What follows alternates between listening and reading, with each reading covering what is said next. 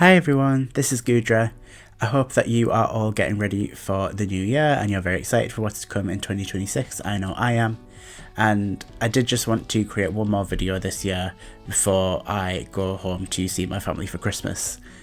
I haven't had that much time to dedicate to YouTube recently, just due to things in my personal life, but I did have my birthday party yesterday and it was a PowerPoint night, so everyone brought a presentation on a topic that they like, and mine was Fire Emblem, obviously. So I thought I would share that presentation for this fortnight's video, and then I'll be back at it with more thought out content in the new year. If you have not played Fire Emblem before, then this is probably not a very good intro to the series. If you have played Fire Emblem before, it's maybe not a very thorough analysis of the series, but I do think it is quite funny, so that's the goal for today. So let's get into it. So what is Fire Emblem? Well, Fire Emblem is a Japanese SRPG where you command an army through war and fantasy stories. And the units that you have in your army who are defeated in battle are dead. You cannot get them back, just like in real war. There's no taking them to the Pokemon Center, you can't respawn them, they are just dead. So a game like Fire Emblem, where we're talking about good versus evil, war, fantasy, the hero, and what the role of a hero is, surely we must have some morals that we can get from the game. Well, let's have a look at a couple of them. First is that war is bad. But sometimes war is kind of cool as well.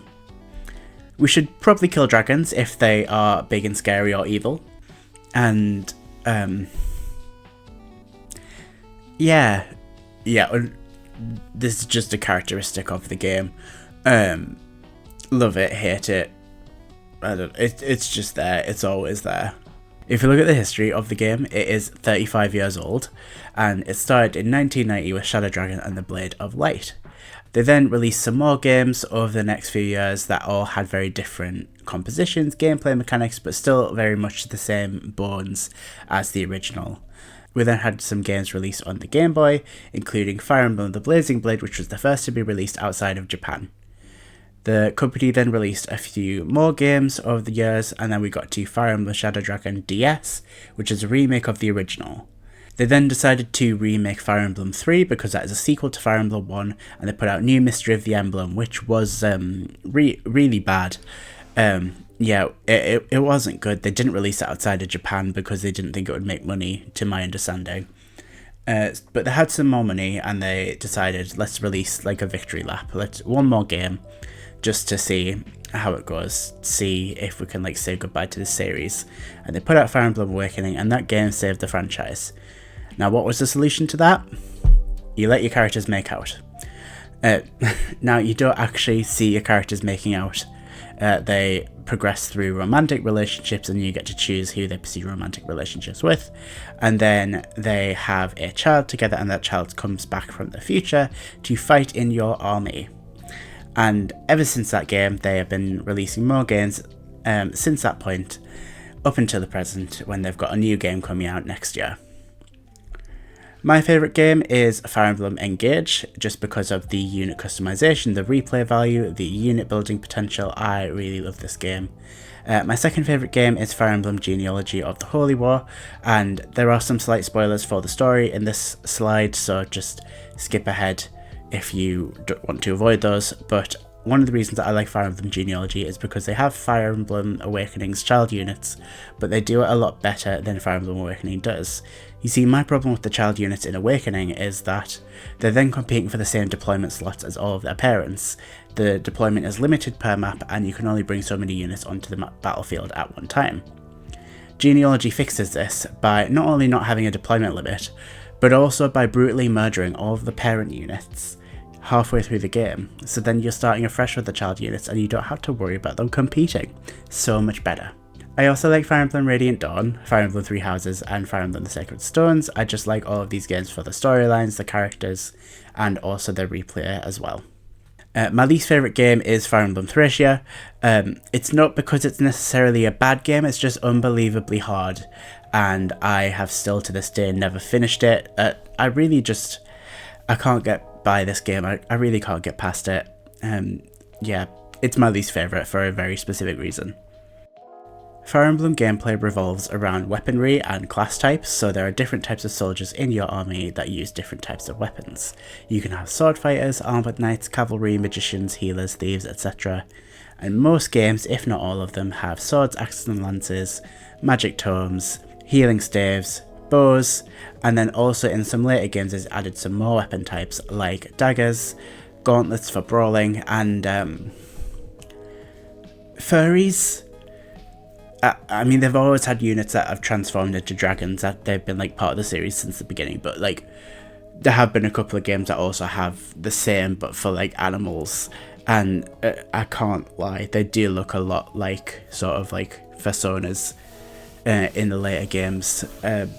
But speaking of the characters, every single game has a different cast of characters with different weapons, classes, stats and roles to play, but there are some through lines where you have similar type of characters in every single game, such as the main character with sword, blue hair and pronouns, a healer that will die if you blink at them, a magic user with a fuck-ass hat. The fuck-ass hat is mandatory and it is in most games. The best one, seriously, why are you using any other unit? Like, just use that one. A unit that's absolutely useless. And Meg, she's just happy to be there. These are my favourite characters, and we can actually look at all of the similarities between the characters to see what I like about a Fire Emblem unit. So we have some Pegasus and Horse girlies. We also have some healers because I'm gay and therefore I want to play as support characters. We have some mages, some magic users, and they are all mostly women, but there is also a collection of femboys. No straight men allowed. Why do I like Fire Emblem? Well, there's lots of different games to play and every single one of them has something unique to offer.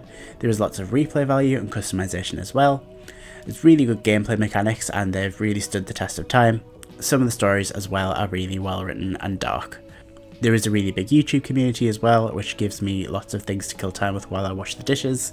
And it also has quite a large LGBTQ+ fan base, which I am very appreciative of as a member of the LGBTQ+ community. And oh, there's something in the corner there. Oh, what's that? Oh, yeah, there is another reason why I like Fire Emblem, and I'm not proud of it. I am gay, and I am also very shallow, and that's what we've got here, basically. Fire Emblem just has a lot of male eye candy. There's just always an attractive man in these games, and it's not the reason I play Fire Emblem, but it certainly helps. But I was aware that when I was creating this presentation that I had a largely sapphic audience, so I did include some token sapphic traps for the lesbians amongst us. In conclusion, Fire Emblem is a strategy game that is pro-war, anti-war. It's got a stance on war, but I don't know what it is. The franchise has stood the test of time though, and every single game is unique. They do seem to think that child soldiers are okay, but only if they do a sick flip when they land a hit. I don't know how I feel about the ethics of that in real life, but for a fantasy video game, that might be okay. The series does have a massive cast of characters, child soldiers included, and everyone is someone's favourite. And of course, big naturals. For everybody! Hi.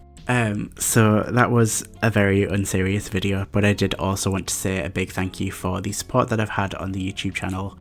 Just since I started uploading. I was very anxious to start uploading to YouTube, and it's something that I haven't really done since I was like 13 making videos with my brother, and it's been really nice to be welcomed into the community so easily and so like warmly, and I really appreciate anyone who has watched, liked or commented on any of the videos, and also for my subscribers as well. I think the last time I checked I had about 245, which is really just more than I expected for so early on into uploading videos to YouTube. I don't know if that's a realistic expectation or not. I'm really excited to see what else this channel does in the future.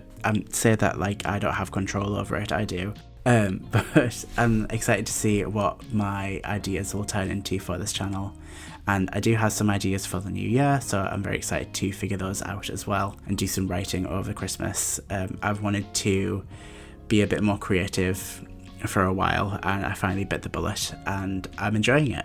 So I hope you have a lovely holiday period, and I will see you again in the new year with some more content. Bye.